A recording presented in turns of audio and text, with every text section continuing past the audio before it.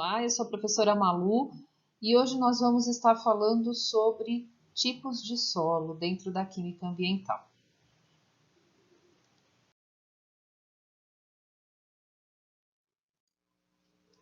Bom, o objetivo dessa apresentação é para falarmos sobre as características do solo, pois cada solo tem uma característica, os tipos, existem vários tipos de solo de acordo com a sua composição e a importância do solo.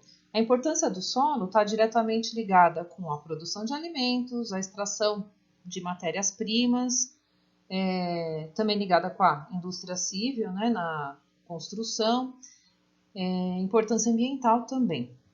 E principalmente com a nossa sobrevivência, que vai desde a alimentação e até a cadeia alimentar.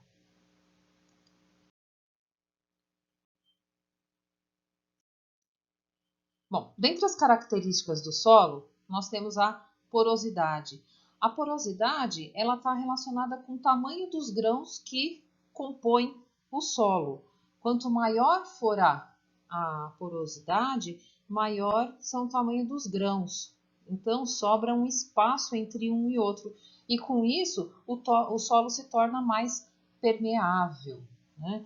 E com essa permeabilidade, ele tem uma capacidade de penetração de água maior. E essa penetração de água, ela tem que ser equilibrada, pois o excesso dela é ruim, por exemplo, para uma produção, para uma plantação, né?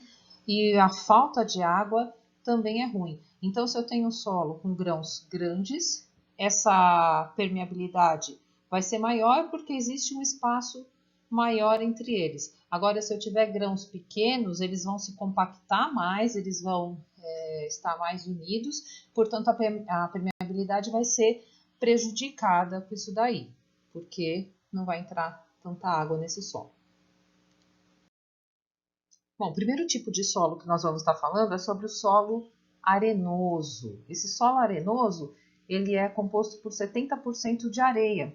É aquele solo parecido com o que nós encontramos nas praias, onde nem todo tipo de vegetação se desenvolve. A gente pode ver aqui nessa imagem que nós temos só coqueiros, então é um solo de difícil produção de plantas.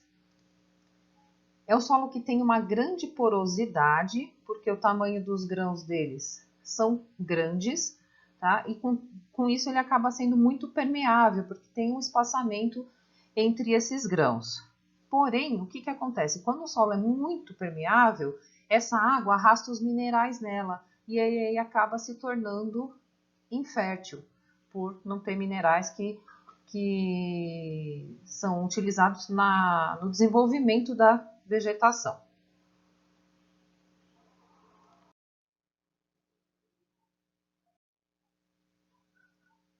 Aqui nós vamos falar sobre o solo argiloso. O solo argiloso ele é composto por pequenos grãos, então eles se compactam mais fácil. E nessa compactação não deixa ter uma permeabilidade de água muito grande, devido a essa baixa porosidade. Esse solo ele é composto por 30% de argila, né? E ele acaba retendo essa água. Então, quando chove, esse solo vai ficar encharcado e ele pode afogar tanto as raízes das plantas quanto os seres vivos que vivem ali. E ele também impede a passagem de ar. Quando a gente compara o solo argiloso com o solo arenoso, esse solo ele é mais fértil do que o arenoso. Porém, ele não é muito utilizado na agricultura.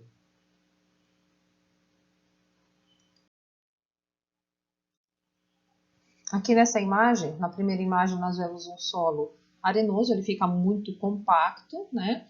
E aqui embaixo, nessa segunda imagem, nós temos esse solo alagado, né? Então, ele não deixa com que a água penetre muito. Então, a entrada de ar também fica limitada.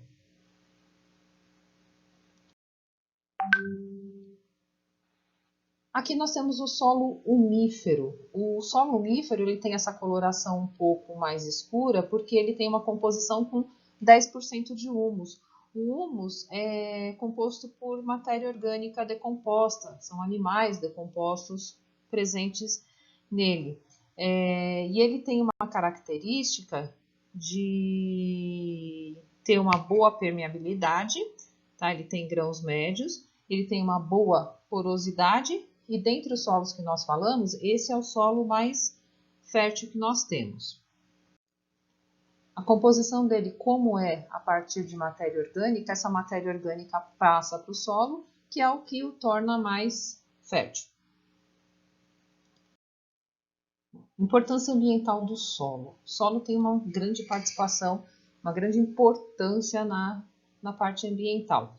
Primeira coisa, ele faz parte da manutenção do ciclo da água. Ele faz a filtração da água e sua evapotranspiração, ou seja, quando a água é condensada no solo e depois ela é evaporada e vai para a atmosfera, participando daquele ciclo de renovação da água.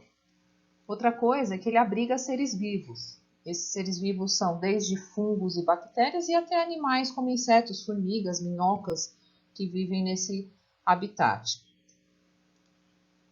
E ele também é responsável pela decomposição de matéria orgânica, tá? Seja ela, por exemplo, de frutas ou até de corpos. Ele participa desse processo de decomposição através dos micro-organismos que vivem nele. Outra coisa muito importante na questão ambiental são as minhocas. Quando a gente vê um solo cheio de minhocas, significa que é um solo fértil. Por quê? As minhocas, elas criam caminhos, como nessa segunda imagem aqui. Elas criam caminhos e com isso elas deixam o solo aerado e descompactado. Tá? Então, através desses túneis que elas vão criando, elas vão tornando esse solo mais fértil. Então, quando a gente vê um vasinho ou até um jardim que tem minhoca, significa que é um ambiente bem fértil.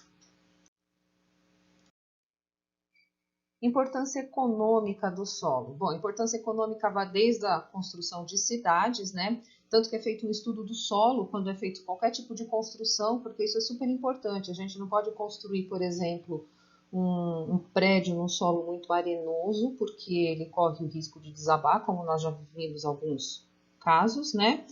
E o solo também é importante para a retirada de matéria-prima, como, por exemplo, eu vou citar a bauxita, que é a matéria-prima para a produção do alumínio, também é retirado do solo.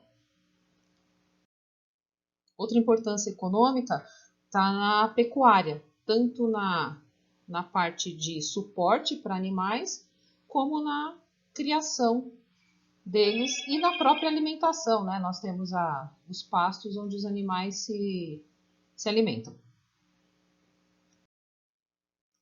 Bom, outra importância econômica é a agricultura, né? A agricultura, tanto na parte de alimentos, né, que é o que a gente mais utiliza, como na parte de vestuário, como, por exemplo, a produção do algodão.